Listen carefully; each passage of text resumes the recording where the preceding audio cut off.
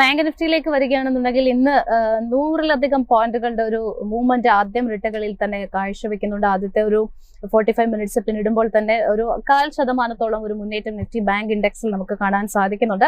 ഈ ഒരു ഹൈ ലെവൽസിൽ നിഫ്റ്റി ബാങ്ക് ഇൻഡെക്സിൽ വാച്ച് ചെയ്തിരിക്കേണ്ട പ്രധാനപ്പെട്ട ലെവൽസ് ഏതൊക്കെയായിരിക്കും?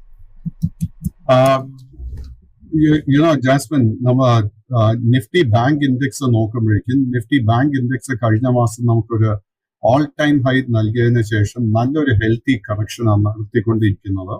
സോ ഇന്നത്തെ ട്രേഡില് നിഫ്റ്റി ബാങ്ക് ഇൻഡെക്സിന് 55,600 പോയിന്റിന്റെ റെസിസ്റ്റൻസിന് മുകളിൽ ക്ലോസ് ചെയ്യാൻ സാധിച്ചു കഴിഞ്ഞാൽ we can expect a new all-time high in the case of the Nifty Bank Index.